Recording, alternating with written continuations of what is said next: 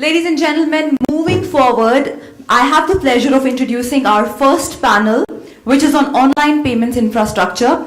And now I'll be introducing the panelists. Mr. Vijay Shekhar Sharma, founder and MD, 197 Communications. Mr. Nishant Chandran, CEO and founder, EBS.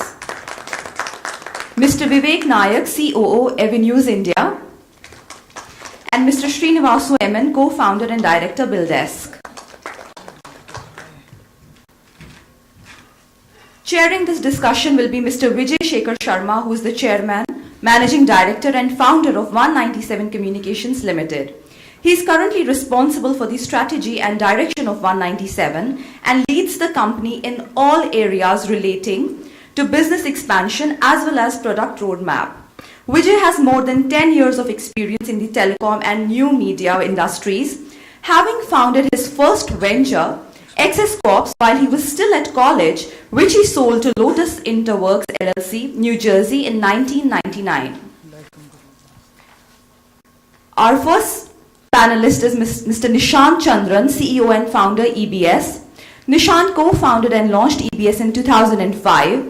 EBS now has more than 64 payment options with an uptime of 99.999% and less than 0.001% of online fraud in its entire network of 3,500 plus merchants. Prior to launching EBS, Nishant founded Darwin Technologies, which was a software consulting firm focused on internet marketing, e-commerce and software development, catering to several clients in the US, the UK and Europe. Our second panelist would be Mr. Vivek Nayak, COO, Avenues India. He has been the Chief Operating Officer at Avenues India Private Limited. As COO, Vivek is responsible for implementing and monitoring business strategy, approving core corporate initiatives and projects. Responsible for operations, Vivek looks after issues related to customer support, marketing, sales and corporate communications and personnel. Prior to joining Avenues in 2003, Vivek spent 14 years handling brand development and operations in the Indian subsidiaries of some of the top global companies including WPP Group and Grey Worldwide. Our third speaker is Mr. Srinivas MN, co-founder and director, BillDesk, a payment and remittance service providing ventures of IndiaIdeas.com Limited. Established in early 2000, BillDesk delivers and manages electronic payments and remittance solutions for various vertical markets such as banking, telecom, insurance, utilities, and financial services. Prior to founding BillDesk, Vasu worked with business consulting unit of Arthur Andersen in India, and before that for 9 years with ITC Limited across their various businesses. Ladies and gentlemen, over to the panel and the moderator. Thanks, guys. And good morning, everyone. Welcome to Foggy Delhi morning, which is pretty warm inside here. This set of people who are seeing the guys today, these are the people who've been in the industry of online payment, online commerce for maximum number of years. Every other poster boy of today came in later. These are the survivors of the first boom or erstwhile commerce industry that we saw in 2009. I think no payment processing business can be existent if it was not bothering our consumers, their safety, security, trust, and some of these people here have built that. We're expecting a large commerce business to go on online, and my panelists will be the creators of that. I'd like to start with their opinion on today's commerce market, opportunities that they see in the payment space, and opportunities they see in the online space, and then we'll take it from there. Vishal. Good morning, everyone. Opportunities in the payment space, especially when you see e-commerce. E-commerce has been evolving, and we have been reading things in paper, and when we started way back, especially in 2005, there were many people who did not understand what business we were in. When I used to tell my friends that we are starting a payment processing business, they don't understand what the payment processing. So we have to go and tell them that, okay, this is a business, you go to a POS and you swipe your card, we do the same thing online. So that's the way things were, and people were thinking the most riskiest thing is to shop online. So that was the perception which was there, I think, way back in 2000, and from there to 2005 people started evolving. And today what we are seeing is, you could literally buy everything online, and even the mindset is such that you could buy something which is cheaper only online. So that's what the consumer. So if coming from a payment background and payment based organization like EBS, so one of the most important things is, if we don't make customers buy, or consumers are not interested in paying online, then the survival of such companies are not going to be there, and e-commerce is not going to be there. So when you look at the trend, it is very, very clear and very evident that e-commerce is here to grow, and we are seeing a lot of funds coming in, a lot of people building the supply chain mechanism. The days where the order was shipped like 3-4 weeks have gone, and now we are seeing 24 hours, 48 hours delivery times. So these are different things which are evolving in e-commerce, and payment processing is one key thing. That means you can build a great e-commerce application, but if you don't find a way to collect the payment, then it's not completing the chain. So that's one of the key things what we see in e-commerce, and I'm pretty optimistic looking at all these things. E-commerce is still to grow, and seeing the penetration compared to the population. And when you look at other countries like US, Europe, clearly that India is going to be one of the most growth markets, and this is where we are. Interesting. Cindy, you've been doing intense payments processing for so many years. Did things change in the last couple of years? They've been remaining the same. I think first from the limited perspective of e-commerce, I would think Vivek and Nishant are more focused on that industry. So I think specific to that industry, they would have a better sense of the trend. Of course, Vivek's been doing that for 10 years now, so he would have seen it all. The couple of points that I want to make is payments is a very large business, right? Much larger than most people imagine as a business. And online payments is one part of a payments business. I think that's the first fundamental thing to understand, which therefore lays the contours of the terrain of how payments businesses are built. Over the years, if you look at what has happened in India, the focus has been on building an online payments business, has largely been an effort of entrepreneurial ventures. Compare this to other markets where online payments is largely in the initial stage driven also by banks. So I think that's been one key distinction factor. So over these, I would say last 10 years that we've been doing business, the key thing that we've noticed, I would say, is that which surprises people, but people are comfortable making online payments. A simple example of that is if you look at a portal like IRCTC, right? Whether it's retail individuals or agents helping them, over 200 million transactions a year, as a single portal doing more business than all e-commerce, other e-commerce portals put together. So I think from payments perspective, people have been making online payments, and people do that in large numbers. What is visible now and perhaps what is changing now is the destination sites where they make these payments. So, consumer behavior has been that they've tended to make payments at sites they trust most, and as the trust factor builds up in the sector, it will also extend to the newer kind of verticals that are coming up. On this narrow topic of e-commerce, I think yes, that's got more visibility in the last 18-24 months than in any time in the past. So that should be the new vertical where we will see a lot of things happen. Right. I think you put up a nice point of trust driving the transactions. Maybe you drive nearly majority of this country's online transactions, payment places. What kind of volume surged? What kind of things happened in the last few years?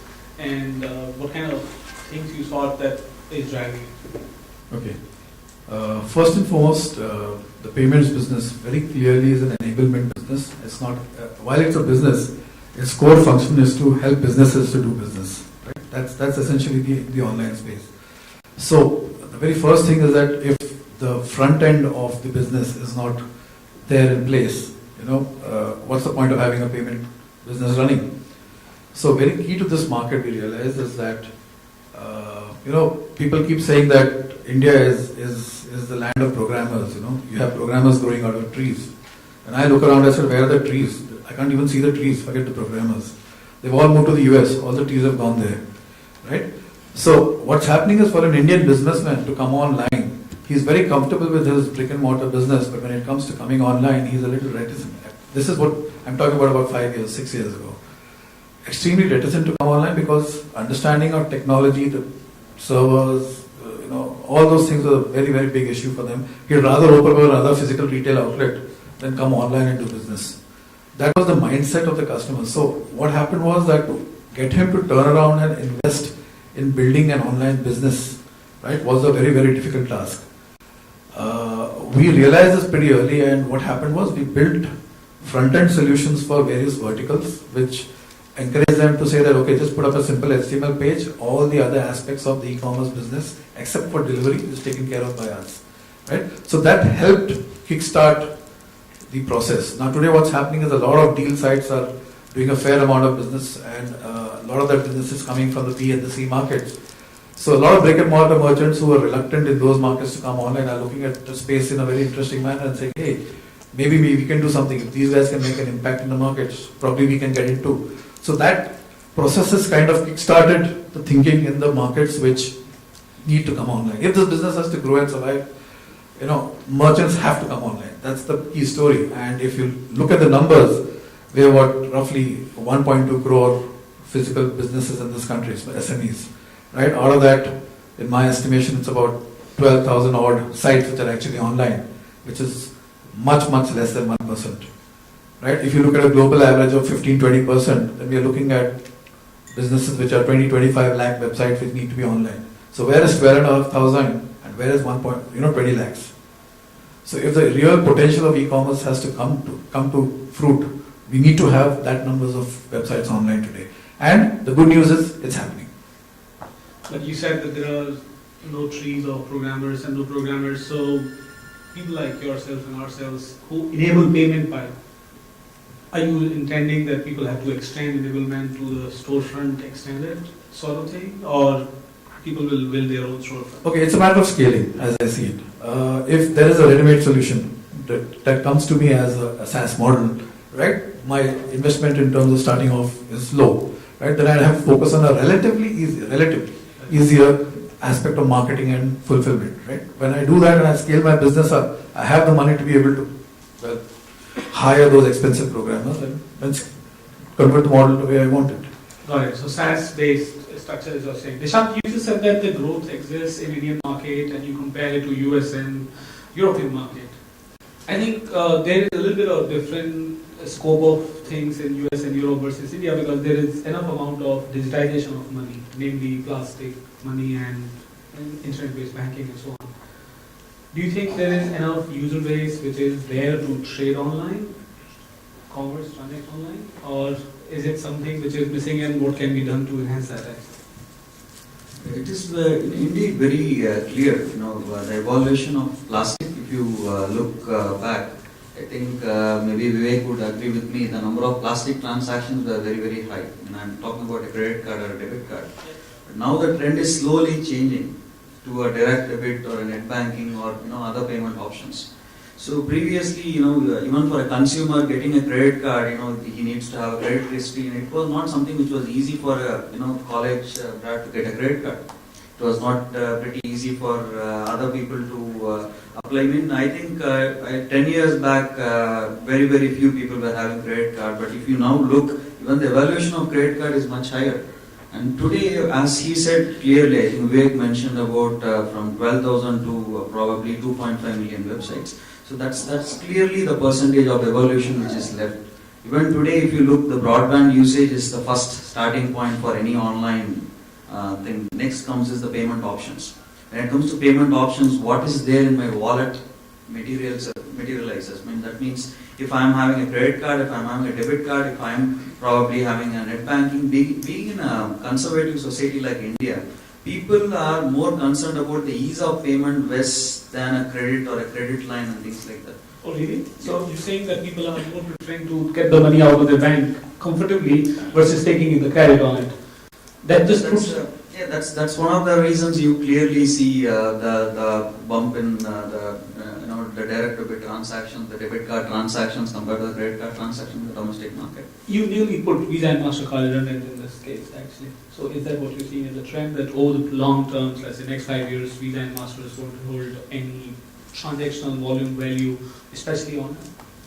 It's very difficult to say that. It's not something, as a payment system, they would definitely exist, but in terms of the credit to debit switch is something which we are seeing. That's because of two reasons. One is debit card, I think everyone should get it. When it comes to credit card, there are certain very clear ordinances, maybe credit rating, run through and all these things. So that's one of the points. And second one is more and more people are trying to buy things online. So everything has a starting point. The broadband, next is the trust, what was pointed out. Because people know that IRCTC is something, I'm sure I won't be, my card is pretty safe there, I would probably get it.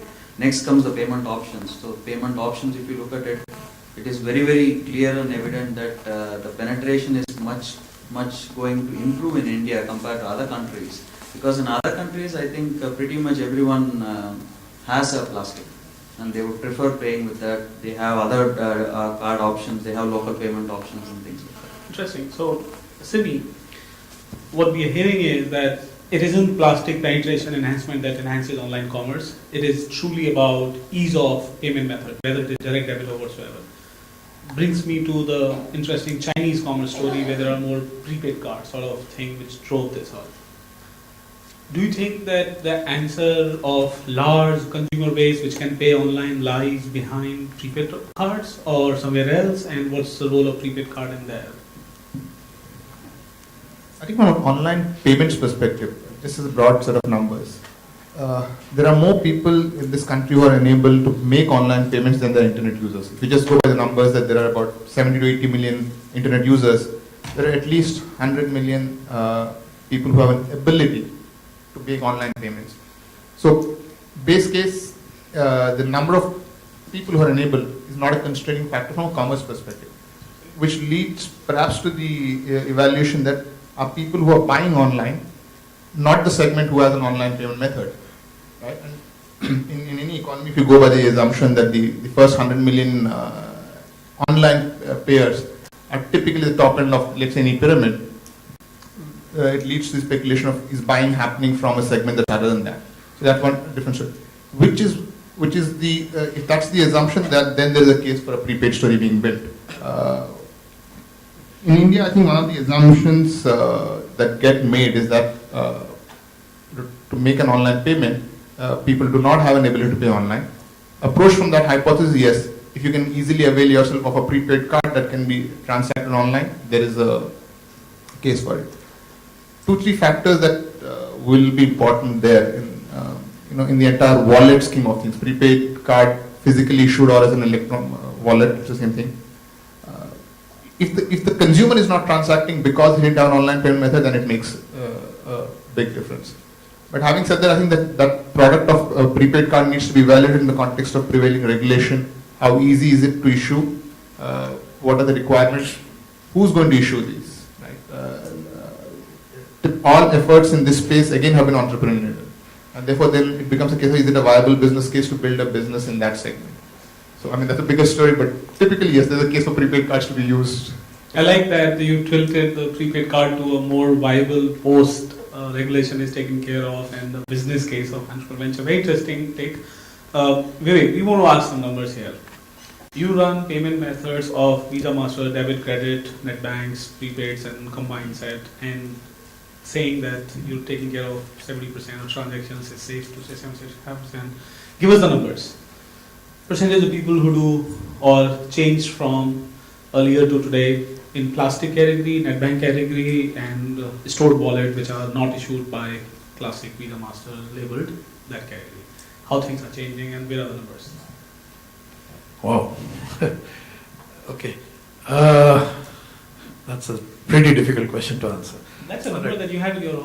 I do, but then I'll explain the complexity of it. With the thousands of websites that are live today, there are multiple business models, there are multiple, segments of businesses that run, right? And similarly, in our opinion, even the payment options that are there on the site, right, are actually catering to certain segments. And if I were to map segment to segment, then obviously, it'll be quite crazy. In broad numbers, let me put it this way. 5 years ago, we saw credit cards taking a lion's share of 60-65% of the transactions on the online space. Today, debit has taken over very clearly as a leader, and emerging options like cash cards are also coming in. Mobile payments is still to take off, in my opinion. It's not yet reached the comfort levels with the customers as yet, except for certain specific segments, cinema bookings and stuff like that. Does not mean that credit cards is dying or anything of that kind. It's also growing and pretty well. Visa and MasterCard are pretty aggressive in terms of moving and try to make themselves more relevant in the scenario. The situation is that I agree with Nishant that consumers are happier to not borrow money, right? To pay online. They're happier to pay what is, चादर जितनी उतनी फैलनी चाहिए, that kind of sentiment exists in the marketplace, unlike the West. So that's probably one of the reasons why debit cards has grown. Secondly, of course, it's practically everybody has a bank account. Not everybody has a credit card, right? I'm talking about the segments which come online. So in that sense, it's easier for me to, I go to a lot of people are moving to net banking as a method of running their normal day-to-day operations on the internet, right? So an extension of that is to pay through your online space. And it's instant, it's immediate. Not to say there's a huge failure rate in the banking sector today, which is affecting the industry pretty badly, which is why you're seeing emergence of methods like cash on delivery and stuff, which merchants incidentally hate, right? But they have to live with it. Got it. So, interestingly, what you're saying is that debit took over credit. Net banking yet did not take over both of these. Sorry, repeat that? Debit took over the credit, but net banking did not take over both options. Okay, there are two sides to this. There is, of course, a model where I authorize my payments through an ATM PIN. There's a model where I authorize my payments through by accessing the net banking account, right? That's the two models that exist in the debit area. Now, what happens is that everybody remembers the ATM PIN because they go out and pull out cash. Yeah. Right? So obviously, the percentage of people who have the ability to pay online and remember the ATM PIN, the convenience factor as well. So it's very much prevalent. That's why the numbers are skewed towards the ATM area. I have to remember my net banking PIN, I have to remember my ATM PIN, I have to remember my OTP, whatever pins that I have to come in my life. So there's a limited amount of space that I have to be able to remember, right? So the convenience is a very, very important point in the whole story. Oh, so you're saying the convenience is holding it. Very interesting giveaway that you just gave us. Pins create the pain. Nishant, OTP, was it good, bad, ugly for consumers, merchants and payment processors, and what should have been? It was good for some, it was bad for some, it was ugly for some. So that's how OTP has been taken. Clearly, if you ask my opinion on OTP, OTP is one of the good things in terms of security perspective. But at the same time, if you look at probably, it's like if you build like 5 hurdles and the 6th time when someone comes in, they are already something they have. The experience is something. So there is a clear-cut balance which we need to look at when it comes to OTP. OTP is one of the good things which has happened as far as security is concerned, and we saw them clearly shifting from one mode of payment to other mode of payment when OTP was introduced. Let's say on IVR, when it was on the internet, they moved to IVR. From IVR, now they moved to net banking. So it's very evident that consumers are looking for ease of payment. So ease of payment is one of the things. That means there is a say that when we used to do a lot of recommendation for clients 5-6 years back, Western clients, especially on the user experience, we used to be very, very, very, very careful when it comes to the number of steps that are required to complete a transaction. Right from they coming to the website till they complete the transaction. Even if you increase one additional step, you lose 20% sales. So that's the way things were. But the good part is the regulation is such that it is for everyone. So the consumers are even matured enough that, okay, if I need to buy, I need to complete this, and even mindset is slowly getting on. I mean, when we saw OTPs being introduced, we saw a dip, and now I think even consumers are waking up and saying, okay, this is the only way, and if I am going to pay, it's for my good. Even the banks have started educating them, saying that OTP is good, your passwords are something which is with you, I mean, all the time, and we are seeing a mixed response initial stage, but slowly we are progressing to a stage where OTP is slowly getting accepted among consumers. Okay, good. Sydney, you've been an outside industry consultant, you've seen the world for long, especially these online payments. We just heard that every step takes 20% customers away. All this OTP must have dropped 20% consumers who come on the internet for sure. That's just extending it to the whole chain. West doesn't have all these zing bang. The most efficient economies don't have these let's create road blockers to build securities. What is, according to you, the utopian way that consumers feel safe, banks feel happy enough that it is safe in their money not being robbed, or the consumers' money via them not going out? Then where is this puzzle answer to security, safety, which is mature also for consumers' behavior and experience? I think the interesting question also there is, I heard as part of introduction for Nishant that EBS has a fraud rate of 0.001%. I'm sure CCME also has a low percentage. So I think the interesting question to ask is then what prompted the regulator to come up with an OTP? What was the need? Who created the need for a second factor of authentication? Or let's do the reverse. Regulator gave them 0.001% frauds. So I think the answer lies there. What caused regulation to come up with a second factor, right? If frauds were really low, what happened? So that having said, let me just give a perspective how the world sees the RBI regulation in this space, and therefore what would be most regulators in the West now invite RBI to come and explain to them how the second factor authentication is helping them. Existing mechanisms, whether you take the UK or US, which are generally understood to be superior, we find most global players coming and talking to us saying, India's way superior, tell us how this works here. You get RBI getting invited to conferences, you get people inviting them, paying them, saying, come and explain to us how this works. The reality is India has always traditionally had a low fraud rate, even on the physical POS. In many ways, if you see it, the need for a second factor, and OTP is just a method for that factor, right? All that the regulator wanted was, I need to make transactions secure for consumers, primarily because the feedback would come from the merchants more than anybody else to say that, there's a fraud happening. There's also fraud happening in terms of phishing attacks on banking sites.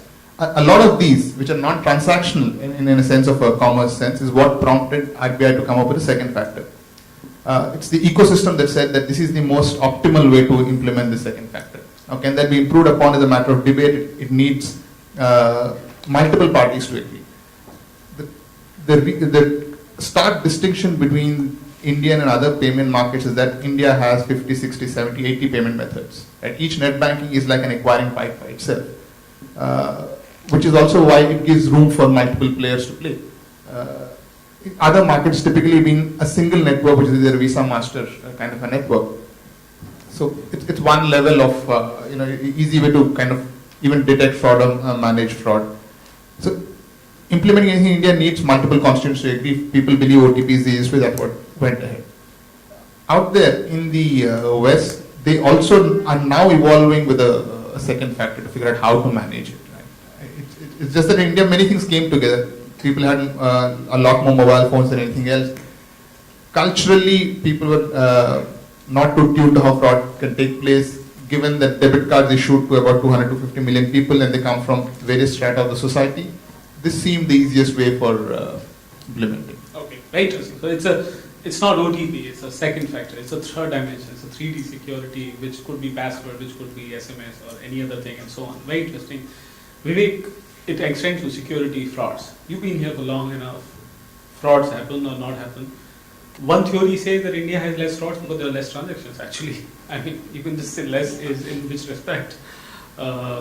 Once you make it mainstream, then you talk about frauds. Who does fraud when a little bit of people are doing actually transactions? Net banking became mainstream. Immediately you saw Nigerians doing the good job of taking away consumers' money. I mean bad job. And then, where are your frauds? Where are the frauds? Are there no frauds? What kind of hold that you do on the frauds? All right. First, just a small response on the RBI point. I have a very tongue-in-cheek answer for the RBI thing. It's like RBI is, promoting innovation. When it puts down the OTP, you have to innovate and work around it to figure a way to handle these issues. Okay, seriously, I think to answer your question on fraud, like I said, multiple payment options, multiple segments. Therefore, there are some segments which are vulnerable. There are some segments which are fairly safe. And when we started off, there are two kinds of models that work in the place. One is, of course, instant delivery merchants, where there are downloadables, there are the travel sites where the delivery is instant. The other segment is, of course, the physical delivery of goods, which is at a later stage. Now, obviously, the fraudsters are attacking the segments which are instant delivery segments, because that's where they find the most leverage. Like I said earlier, the banking system is actually the online piece of the banking system. The core banking is actually a add-on to exploit the e-commerce industry that's growing now. The core banking system was never designed for, like the credit cards, were never designed for the online space. Same way there's patchwork done on the core banking system to exploit the online space. So there are deficiencies definitely in the banking system, in the debit card system, and not debit card system, but the banking system, the net banking system, which can be exploited. Now the issue is that nobody has a way, if the net banking password is lost, the username is lost, nobody has a way of figuring out if it's a genuine customer or it's a false customer. If you've got the password, well, it's a genuine customer. That's the reality today. And so the key, I think, lies in consumers understanding that this is something very sacrosanct, that you have to protect their life. There are people who will refuse to give information about something as basic as your address, but they'll very happily part with the password. That there are kind of people out there. I just heard that from a bank yesterday. Okay, and of course there's deniability. RBI is extremely strong about ensuring that the end customer gets protected. In that sentiment, it forgets the logic that if the end customer acts irresponsibly and does share his passwords, there is nothing there to stop him, and there is no, for example, in the BBV and MasterCard Secure Code, the liability shifts to the customer if the password is missed, right? There's nothing there in the banking system which passes the liability on to the customer. So I may actually bloody well do the transaction myself and say, I didn't do it, give me money back, please. Right? That's happening in many cases. So education and understanding of the modalities of online payment is something that is very much required, which customers need to understand.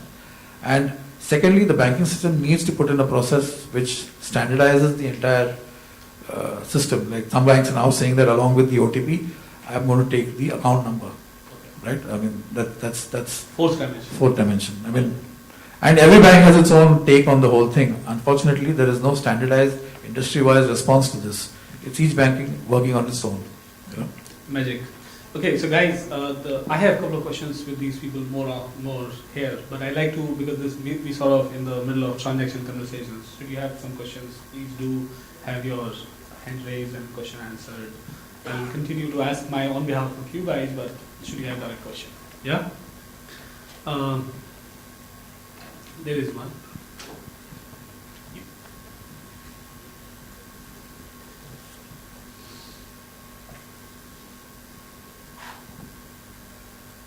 Hi, my name is Gunjan Kumar, and I actually represent a loyalty company. And this question is for the panel. And first of all, it's really great to listen to all these big wigs talking about e-commerce and how e-commerce is actually helping. My question stems from the tier 2 cities. See, what happens is India doesn't live only on the 4 top cities. India lives down below. And the biggest challenge with e-commerce and e-commerce penetration has always been the challenge of infrastructure in the tier 2 cities. Today we're talking about unorganized retail, and unorganized retail in the tier 2 cities spans with a mom and pop shop. It's a pan dabba, it could be anybody, and people selling 5 rupee recharge coupons to all the way to actually cigarette packets and no matter what. So the challenge with e-commerce today is how do you penetrate to the second tier cities? What is the infrastructure that you're looking at? Because that's the most essence of India, and we as loyalty management companies also see a lot of challenges when we actually talk about partnerships or inducing people to actually come online to even do some work, because there is no basic infrastructure. And the question becomes more challenging is who's going to pay for it, because somebody who is just a mom and pop shop doesn't feel the need. Somebody who's actually a big conglomerate finds it too difficult because his return on investment is not much. So who essentially pays for that investment? I have an answer for the last line. Who will pay for this? Startups, VC will pay for it. And the question goes to Nishant actually. Nishant, the question remains what I asked you in the start. Are there enough Bharatiya? Actually, India lives in top 4 cities. Bharatiya live in next 300 cities. So, where are the bank penetrations? You said 100 million users who have banks capable to transact online. And you said that it's not really an issue. I kind of agree with what Vijay is saying. Even if there are options enabled, people aren't, there is not a tipping point, there is not an influx point that has come that people are agreeing, all of those 100, and those who do not have access to the banking. I think there is a concern about all tier 2, tier 3 people to go online and transact. Where are those banking payment infrastructures at least that we can talk about in this context? So one of the things, if you see in tier 2 and tier 3 cities, we have been seeing a spike in the transactions compared to last year. If you probably compare it with this year, there is a clear spike. That is because of 2 reasons, we believe. One is that people have started using, getting awareness. That is, awareness is there. I mean, when you walk to a branch in a B grade or a C grade town, you probably see that use your ATM card to shop online. And I have been seeing some posters, especially from PSU banks lately. So that's one. And number 2 is, if suppose I am in a B grade town and I want to buy a new BlackBerry which is launched, there are not multiple ways to get it unless and until I could buy it online, because it is even a very expensive affair for BlackBerry to open a store and probably make sure everything is done, because for the very few orders they could probably get from that particular point. So these are very clear indications that B and C grade probably in the years to come would be the biggest focus even for the e-commerce players, because that is where they don't have absolutely any way to get that at this point of time. And it is definitely going to be an expensive affair for a retail point to open in different places and probably scale it up. So that's something which is not, at least in the near future, the only best way would be online. And when it comes to the payment options, I think if someone is not having a bank account, they could probably go, probably go to a panwala and get a cash card. And they could get a cash card, they could start transacting. We have seen such kind of things happening all the time. Interesting. Any opinions? Well, I mean, yes, clearly I do have an opinion. I think one is to figure out industry-wise. The question goes, I think, a little beyond payment. It's more about commerce and is there a need. I think the first question is, people have solutions, they're trying to figure out what the problem is they want to address. I think that's the first key part to what's working in the marketplace. I do believe e-commerce has great potential, but at the same time, I don't believe it is for the reasons that the market articulates. 10,000 feet up in the mountains, you can still get your Parle glucose biscuit if you want it. You can get your BlackBerry repaired up in the mountains if you want it. Then India has an infrastructure per se. It is just not there of a scale which makes it viable to create a dedicated Samsung or a BlackBerry outlet, right? An e-commerce front end effectively attempts to solve that problem. You have a centralized warehouse, can you do it? Looking at tier 2, tier 3, if that is becoming a key important market, I think the question would be, why is tier 1 not important for e-commerce? Why is there not enough happening there for tier 2 to tier 3 become relevant? For part of, I think there's no one single answer for this. The whole ecosystem needs to be built up. Payments is the most visible. It's easy to create, a web front end, and it's easy to plug in a payment, right? But then business has to happen. The rest people have to transact, and then when those don't happen, you kind of look at why is that not happening. But overall, for commerce to happen and let's say loyalty programs to build on top of this payments, etc., you need a a lot more work to happen in the ecosystem, beginning right from logistics to creating market demand to need, to really doing hard groundwork, which is yet to begin. I think this is the beginning of the hard groundwork for a lot of commerce companies. Interesting. Any other question? I'd like to also answer to this. The entire point is that we are in a very almost a stage of infancy over here, right? And today, if I live in a large metro, if I see a deal online, I can actually walk down to a store near me and quote that deal and say, "Can you match this deal?" and buy it, right? This is something that doesn't exist for the B and the C tier class now. Access is one key issue there. The second is there are segments where there's an electronic delivery of product, right? A hotel room or let's say a railway ticket. Those segments are doing fantastically well in those markets simply because the access for delivery is there. I think as and when the value, you create value which makes sense for the end customer in the B and C class town and the numbers look up, like you said, it's a matter of creating the infrastructure to deliver those products too. Today it's spearheaded by the electronic delivery, but the next stage is obviously the logistical delivery. That's where it's going to happen. The question is, do they have access to these products in the B class, C class markets? In terms of the buying size, yes, thanks to the e-commerce space, but the fulfillment, which is today the domain of the company which is selling the product, they're the ones who need to create inroads in terms of those deliveries in those markets. Interesting. Right. Yes. Thank you. Chandra Patni, YesPay. I'd like to ask the panel really, what are Indian payment companies doing about fraud detection, online fraud detection? What sort of systems or solutions are you thinking about using apart from, there's a lot of talk about OTP, which overseas are very problematic. It actually reduces transactions significantly. So overseas, people use a lot of online fraud detection methods. So what's India doing there? Interesting. So going back. Let me answer that in two ways. First, like I said, we have to look at where the problem lies in terms of the origin of the issue. The origin of the issue today, as I see it, largely lies with the customer not knowing what he's doing. Right? He finds it very easy to share his password, which criminals harvest and use online. Right?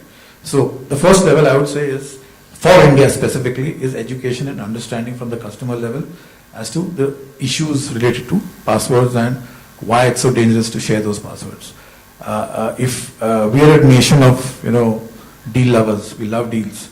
Right? If somebody is selling me a 10,000 rupee mobile for 1,000 rupees on a website, I won't even bother checking the credentials of the website. I'll go there and try to do a buy. And when the failed transactions happen, I've forgotten about it. But the entire data, including my passwords, have been harvested by the criminals. Right? So at a first level, we should look at educating the customer. At the second level, we should look at stopping those sites, originating in India at least, in terms of going online and becoming this thing. I think across all our payment networks, we have a very, very stringent KYC process before we sign on merchants. We make sure that only genuine merchants go online. What we need beyond this is a certifying authority approved by the industry, which would actually give a trademark, kind of a ISI mark, kind of a mark on a website saying this is a merchant website because it's been checked and it's a genuine merchant site and he's responsible and liable to this organization in terms of ensuring that no fraud happens. So that's the second level of level that we need to tackle it at, a kind of an ISI mark on websites originating in India. The third system, of course, is the payment method processes where we need to ensure, like the OTP, we need to ensure that the genuine customer is there online, and that's a very, very difficult thing to do because it's a faceless transaction. So that you have to figure out methods and processes which actually make sure that it's the real person who's doing the transaction. That's the three-pronged approach I would see, which will make a difference. Interesting. I need everyone to say actually. Very good. Yeah. So I say mark on the merchant saying genuine merchant. Let me answer it. He's given one perspective what happens. I will address a different dimension to it as to what needs to be done versus what does not need to be done. I think the first thing that is relevant to be noted is in the Indian context, what the regulation has done is to protect the merchant from the fraud, which is pretty unique. Right? The risk of fraud is now carried by the bank and how they deal it with the customer. So the merchant is protected. Huge difference from any other part of the world, and that's to be understood. It has key implications to who's therefore going to invest in fraud, who needs to invest in fraud. The second thing, from a technology to an applications perspective, there is no denying that whether it's India or anywhere else, consumer awareness, knowledge is obviously going to be key. But from a technology perspective to protect fraud, in an era where it was largely Visa, MasterCard cards, you could have a single network which sat on a lot of information and used and diced that information to figure out how to control fraud. It had accountlet information to capture and then do analysis upon. In the Indian context, where most transactions happen by direct debit to bank, that information doesn't even travel through the networks. It's a resident only at the issuer base, which is at the bank. Therefore, one significant manner which fraud solutions will evolve in this country as compared to the West is fraud solutions will be developed by banks. Well, they could, obviously take a third-party support, but it will be instituted at bank level as opposed to network levels. Network level will not be able to contribute much to fraud detection. The ecosystem can do all the good hygiene things of good KYC to make awareness, etc. But ability to control fraud will, unlike again the US where networks and others could contribute, it will finally go back to bank. In net banking, nobody else knows the customer other than the bank, and it's only the bank which can protect. So even now you would find different banks instituting different processes, but the technology and the solution wise it rests more, I would think, with the banks going forward. This must be a horrible country where the merchant is protected, not the consumer. We live in that country, remind us. I just would like to probably throw my perspective as well. So today if you look at it clearly, the fraud which is happening on OTP is for the merchant. Merchant again sells even to foreign customers. That means especially I think Vivek was talking about the instant delivery. Hotel reservation is one of the key things which is sold online. Suppose I am traveling from Australia to India and I need to book a reservation, I will be using my Australian card. And the regulator has indeed given a protection when it comes to the domestic things where it's completely on the merchant. There are some regulations which have been done. All these things said is fine, but still the fraud would evolve. And I think Vasu pointed out that net banking is purely on the bank level, and each bank would be probably have to come up with their own fraud prevention solution in the bank level. So indeed, it should be done in all these combinations. And we should also keep the consumer experience in mind, so that we shouldn't look at multiple impositions to the customer. So it should be more a kind of a passive fraud detection rather than an active fraud detection, where we try to engage multiple technologies to identify fraud rather than introducing, I think pretty much one of the biggest things which is happening in India is protecting the merchant. So that's a welcoming note. On the other hand, the consumer confidence is also something we need to strike a balance, and it should be an all combination for the fraud. You just need, if you have a house, you need to have a dog, you need to have a security, you need to have a burglary system, you need to have everything in order to stay protected, at the same time keeping the consumer experience in mind. I don't know why we worry about that second tier of the countries, countrymen don't transact online, because even the government does not bother about that. I have the answer actually. Okay, so there are two questions, first here and then you. I have a question to you, Nishant, pedally, which is about aggregating banks. You've written 75 plus banks and you guys do that. Why aren't you being like the network? Visa Master will layer before every plastic issuing merchant. Why aren't you guys being the layer in front of all banks, just in case? It's a question of ownership of the customer, right? And if every bank will want to protect its base, right? Yeah. So you said that you have 75 plus aggregated banks and so on. So don't you think there is a lot of knowledge that passes through your network, or does it remain only on that guy and you are told, just done transaction in that end? So currently I think if you look at the transaction levels which is spread across all these 75 different banks, it's not yet significant to come up with a product like that. Okay. At this stage. I think maybe in the days to come we should be looking at that. Yeah, I think that's like an investor tip off here, that somebody who's doing that is a good job.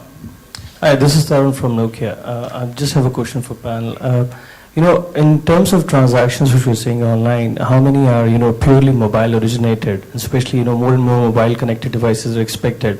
So purely from a desktop environment or a web environment to a mobile environment, that's number one. And the second is, what is from an infrastructure point of view?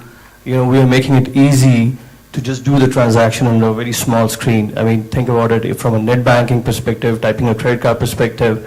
So what's view of the panel? What's the direction? Are there steps being taken to facilitate easier mobile originated transactions in e-commerce? Thank you. mobile-oriented commerce, let's call them m-commerce. Yeah. Okay, first of all, as things are today in this country, one would expect that going forward, it would be web on the mobile, right? That's the movement that goes through. So as we see it, mobile would be just another device on which the entire mobile piece rests, right? And the web piece rests. So authentication processes that have been developed for the web would work in this situation. Today, in my opinion, credibly is the IVR, which is probably the best bet we have in terms of the mobile space and for payments. But then the limitation of IVR, of course, is that only a few payment options are valid there. So we're excited about mobile. I think it's going to be at the early days yet, and I think we're going to see new innovations coming in there, and we're really looking forward to it. As a payments facilitator, we will be happy to bring in a payment option of the mobiles into our system so that the merchant base gets an additional payment option. That's Any numbers that you can share, Vivek, which is about that using IVR or app or device app, some things like... It's not significant enough in our opinion right now. Okay. Any Again, sir, since we're not so focused on e-commerce as a segment, I might have a different perspective. I'll just maybe start from where he said there are over 5 million transactions happening a month on the mobile. Right? Is that big or small? Depends on where you come from. I mean, which perspective you want to look at it from. But I think when you talk of mobile-based transaction, 2-3 dimensions to look at. Convenience factor from it's a browser-based experience or an app-based experience. Currently, the payment processing regulation would make it nearly very difficult for an app-based application to work very smoothly. Browser-based is nothing but the web-based, and given the increasing number of smartphones, it would perhaps work. The second factor to figure is who is offering the service. It again goes back to a matter of trust to quality of the user interface. Most of the 5 million transactions I've spoken of come when the bank is offering the service. It's not a customer trying to buy something and therefore is navigating between two experiences, right? It's a bank-centric offered experience. For the customer, it's just an extension of his internet banking or ATM banking experience onto that. So pretty much like even the broader payments, there's a difference between payments versus e-commerce, which involves buy and pay, versus e-tailing, which is just buy and pay offline. You know, in a combination of things, even from a mobile payments perspective, I think there are two different vectors to look at. Okay, so basically mobile is pretty bleak signal today. Next question, gentleman there. I have 10 minutes more, so your questions can be ready, or I have 2 more questions to ask the panel. My name is Ravi Jagannathan. I'm from eMudra. We are a certifying authority for providing digital signature certificates. There was a question about this fraud and OTPs and a whole lot of things. Way back in 2000, government came out with the Information Technology Act in this country, and it really provides for non-repudiation and customer safety and even anything that is happening in the digital world. And now in 2008, they have also amended. They made provision for including additional electronic signatures. And my question is there any attempt by any of your large-scale payment providers online of introducing new electronic signatures for this country that will benefit customers as well as the merchants? Currently, one of the things which I think Vivek was talking about is kind of a credential which is there. That's one of the things. And when it comes to it's going to come in when it is for payment, I think it's clearly there as one of the password mechanisms what we are having at this point of time as a OTP. If you are looking forward for a verification or maybe looking at some kind of a validation that whether am I doing it in the right website, one of the things, the age-old thing is we have the SSL, we have using the RSA mechanisms and things like that. So that's one of the things which is there and which is prevailing. Next thing is pretty much as far as the encryption, the technology and all these things is fine. Is basically the credibility is something which needs to be brought in. That means if I am a merchant and he is a consumer, he need to probably trust that the card information which I'm going to enter, or maybe in the net banking I'm in the right website, it's not a phishing attack. So these are the things which are essential for the consumers to know. So one of the things was Vccircle certification or any other SSL certificate. From the merchant side, if a user is redirected to the payment gateway, From there, we don't have any data that which basically tells us that where the user has gone. Your mic is moving. Your mic is moving. Just keep it there. Okay, sorry. Yeah, so the thing is, if a user is going from a merchant site to a payment gateway, we don't have enough data to tell us that where that user has gone, if that user is bouncing off. Where is user gone? Okay, so you're saying that you send payment request to a black hole called payment gateway, and after that you wait, the black hole will reply. Yeah. Right? Okay, so the black hole owners? Welcome to the club. Okay, the way I see it is that as a payment gateway, if you the processes that we are passing through to the payment option for authorization, right? So we're dependent on the payment option to come back with the authorization. Now, very often on your page or on our page, the choice of the payment mechanism would tell you where the payment is going. So if I've chosen, let's say, Bank of India as a payment option, I know that I'm going to hit the Bank of India servers. Essentially, we have a reconciliation process at the end of the day which tells you what happened about to that transaction. If there are two kinds of processes involved, of course, when we're talking about a ticketing kind of a solution or an instant delivery solution is involved, you need to know immediately as a customer whether the transaction has gone through or it has failed. Now, when the bank or the payment option fails to reply to our message, right, then we treat such transactions as a failed transaction and tell you it has failed, even though it might have been successful at the bank's end, right? So at the end of the day, when we reconcile, we put the money back into your account, and you don't lose that ticket simply because you're told it's failed, so you can do a fresh booking immediately, right? So that's the process. Processes where there's a physical delivery of goods, right? We do an end of the day reconciliation with the bank, and we get to know that the transaction is successful. Then an email comes to you, and as a merchant, you'll fulfill the order, right? So, as an ecosystem which connects to multiple payment options, and those payment options, to be honest, some of them are black holes, which don't come back with the feedback, either due to technology issues, load issues. For example, some of the banks will not come back and tell you why the transaction has failed, whether he has insufficient money in his account, or whether, so there is no, what we call as the reason code coming in from a bank, which tells us why the transaction has failed. So these are early days of the ecosystem. I think the banks are going to the next phase of development. I think we have hopes that these processes which bring in the transparency in the entire information process in the payment systems, that will come into being. But that's a very important need of the hour right now, because credibility and confidence in the payment system is very, very important in the industry, and we all are working towards making sure that that happens for the benefit of the industry as a whole. Well, sure, you're rounding off these 10% are one votes. Those three guys who said can't say and no get a chance to ask 3 questions there. Back. Okay, I'll do it on your behalf. If you were to reset the industry and reset your business, the hype is in the retailing, which is front end to the consumer acquiring, and the pain is in number of processing businesses that you do. For investors and for entrepreneurs' benefit, what do you think is the most important value chain which is going to give the most highest ROI for their time effort in this whole value chain of commerce? And you have to reset your business thought that you do a payment processing. Okay? Yeah. See, it all depends on one important thing which comes to my mind, especially when I started way back, is it's important to be in the right market. So even you do everything wrong and you are in the right market, you will succeed. Versus you do everything right and you are in the wrong market. So it's very important seeing how things are moving. It's very, very important to look at as kind of a supply chain mechanism, or probably a fulfillment center, or an aggregating fulfillment center. So that's one of the things. Could be something I've been seeing some companies who are doing it. That means there are many small e-commerce providers who can't afford a warehouse, or who can't do deliveries, or who can't do the shipping, or who can't do the fulfillments.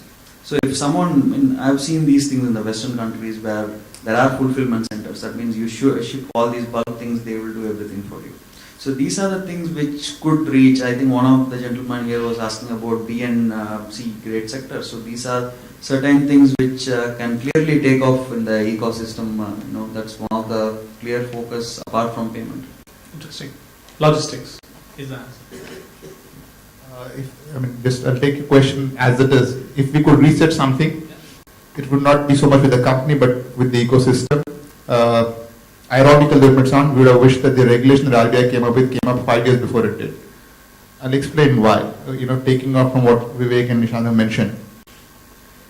If the regulation of how payment authentication had happened was seeded in, let's say, 2000, that was the time banks were investing into the technologies of core banking, right?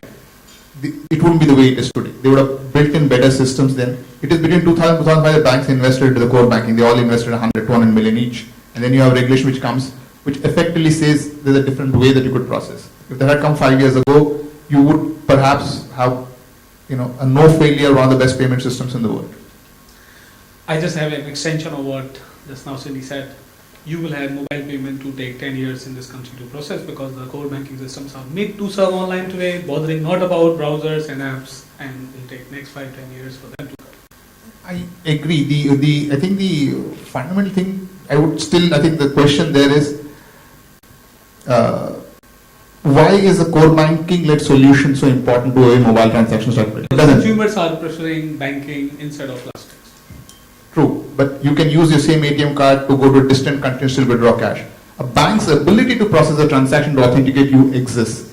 When you look at it that I want to go the internet route over the core banking platform is when you are saying, these are the 6 steps I want you to complete the 4.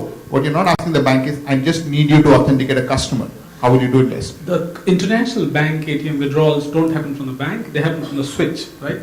So one of the suggestions that you just have hinted is, how about connecting the switch? Who does it? Absolutely. And well, I know we're very little time, which is where entities like NPC are working. How do you bring in a common switch which will route transactions which obviates the need to go this route? Very interesting. Very interesting. Well, he's taken it right on my head. Okay, Vasu. So I'll answer it in a different way. I'll say that if there were the sectors, now that we are here, this is what the scenario is today. If we were to look at sectors which are going to be promising in the future right now, I'd say that micropayments is a huge opportunity area, wallets are a huge opportunity area, right? Government payments are a huge opportunity area for you to get into. And these are the sectors that one would be looking at as the future to grow the industry. You said government payments? Yes, a lot of government utilities. Yes, that's right. Lagan collection. Thank you everyone for being a nice audience. This ends the first session. Thanks. Thank you.